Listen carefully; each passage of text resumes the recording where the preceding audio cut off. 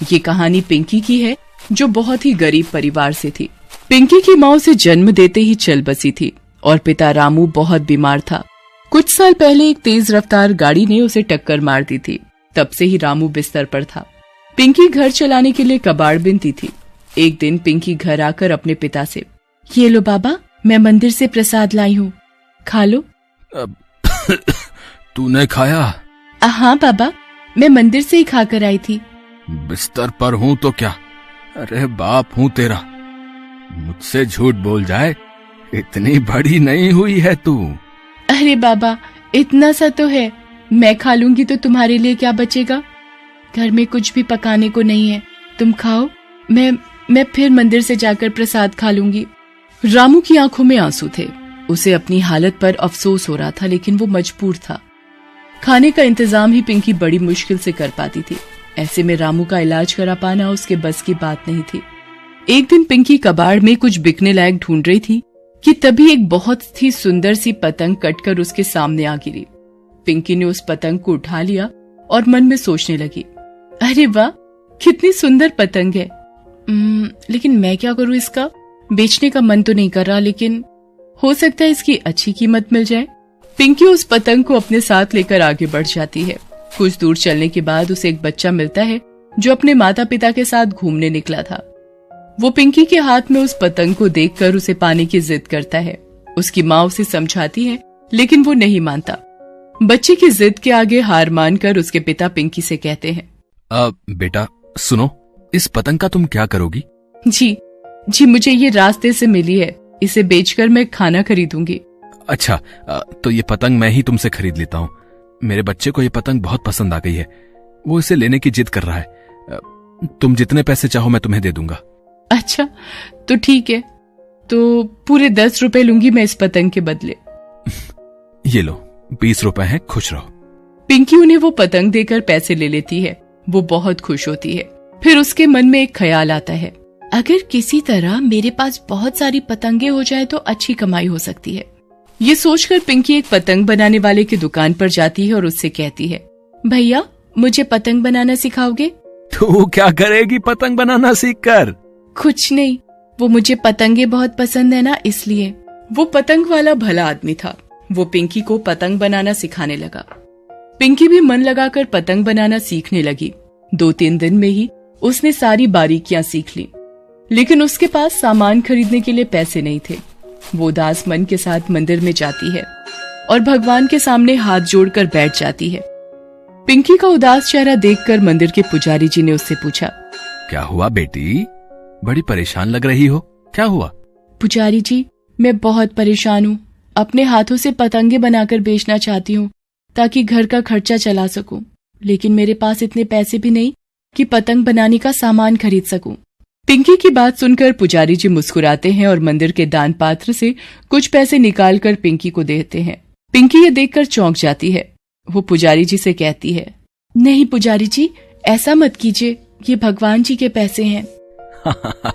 हाँ भाई, ठीक है, लेकिन तुम भी तो भगवान जी की ही बच्ची हो, वो तुम्हें खाली हाथ थोड़े ही जाने देंगे। तुम अच्छा इरादा लेकर आई हो बच्ची। और रही बात पैसों की, जब तुम्हारी पतंगे खूब बिकने लग जाए ना, तो इसी दान पात्र में पैसे वापस डाल देना, ठीक है? पिंकी वो पैसे ले लेती है और पुजारी जी को धन्यवाद कहती है। वो भगवान को प्रणाम करके बाजार जाती है और पतंग बनाने का सारा सामान खरीद कर ले आती है। वो बड़े मन से पतंगे बनाती है और फिर उन्हें सड़क के किनारे बेचने के लिए बैठ जाती है। पहले तो कोई उस पर ध्यान नहीं देता, लेकिन फिर 1-2 बच्चे उसके पास पतंग देखने आते हैं। अरे दीदी, ये पतंग कितने की है? 2 रुपए की। देखो, हाथ में लेकर देखो, तुम्हें बहुत मजा आएगा इसे उड़ाने में। और ये लो देसी मांझा, बहुत मजबूत है, कोई आसानी से नहीं काट पाएगा तुम्हारी पतंग। अरे वाह, वो चंदू अंकल तो 5 रुपए की देते हैं। आपकी पतंग, और आपकी पतंग ज्यादा अच्छी भी है दीदी। ठीक है दीदी, मुझे दे दो और मांझा भी दे दो। उस बच्चे के बाकी दोस्त भी पिंकी से पतंग खरीद लेते हैं। उन सभी को पिंकी की बनाई पतंगे बहुत पसंद आती हैं। वो सुंदर भी थी और मजबूत भी। धीरे धीरे और बच्चे भी पिंकी के पास आने लगे। पिंकी रोज जितनी भी पतंगे बनाती, सारी की सारी बिक जाती। ये देखकर पिंकी बहुत खुश थी, लेकिन इससे चंदू खुश नहीं था। चंदू एक लालची आदमी था। पिंकी जहाँ बैठकर अपनी पतंगे बेचती थी, चंदू की पतंगों की दुकान उसके बहुत पास में थी और वो बच्चों को पतंगे महंगे दाम पर बेचता था। और अब पिंकी की वजह से उसे नुकसान हो रहा था, क्योंकि सारे बच्चे अब पिंकी से ही पतंग खरीदने लगे थे। उसने पिंकी को डराया, धमकाया, लेकिन पिंकी घबराई नहीं। एक दिन चंदू अपने दोस्त के साथ बैठा था तो उसे परेशान देखकर उसके दोस्त ने पूछा, क्या हुआ भाई, मुंह क्यों लटका रखा है? यार क्या बताऊं, धंधा चौपट कर दिया उस लड़की ने। हैं?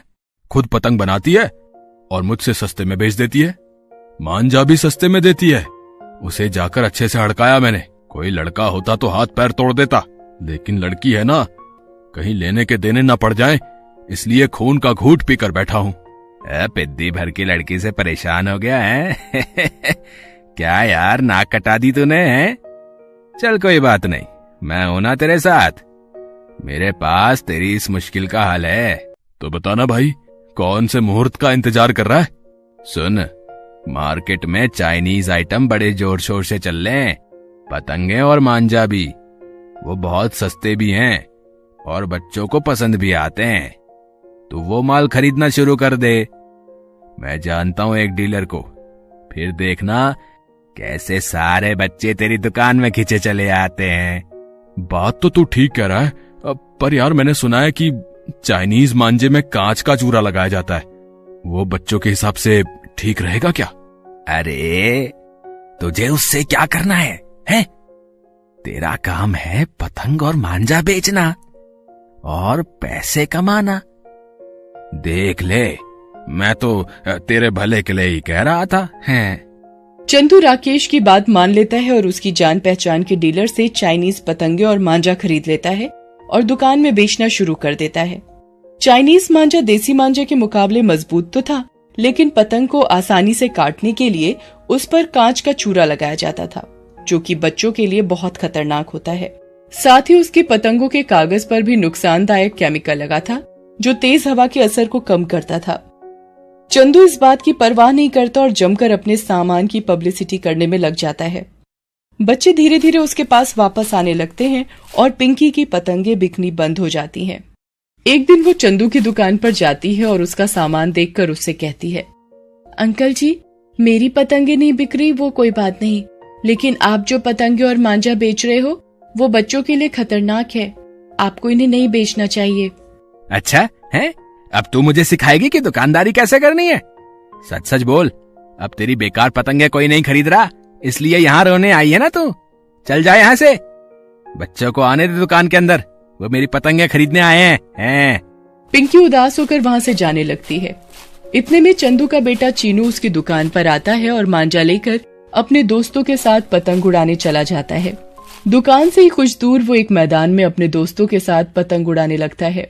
उसके बगल वाला दोस्त उसकी पतंग काटने ही वाला था कि तभी वो गुस्से में अपने दोस्त को धक्का देने के लिए आगे बढ़ता है, लेकिन उससे पहले ही उसकी गर्दन पर चंदू की दुकान के मांझे की रगड़ लग जाती है। चाइनीज मांझे की धार से एक ही बार में उसका गला कट गया, बहुत खून बहने लगा। पास ही में पिंकी अपनी पतंगे समेट रही थी। उसने जैसे ही चीनू को देखा, वो भागती हुई उसके पास पहुंची और उसे अस्पताल लेकर गई। चंदू को जैसे ही इस हादसे की खबर लगी, वो बदहवास से अस्पताल पहुंचा। उसने जैसे ही पिंकी को अस्पताल में देखा तो गुस्से से बौखला गया और बोला, अच्छा तो ऐसे लिया तूने मुझसे बदला? क्या किया तूने मेरे बेटे के साथ? बता मुझे, तू ऐसे नहीं बताएगी। रुक जरा, अभी बुलाता हूँ पुलिस को।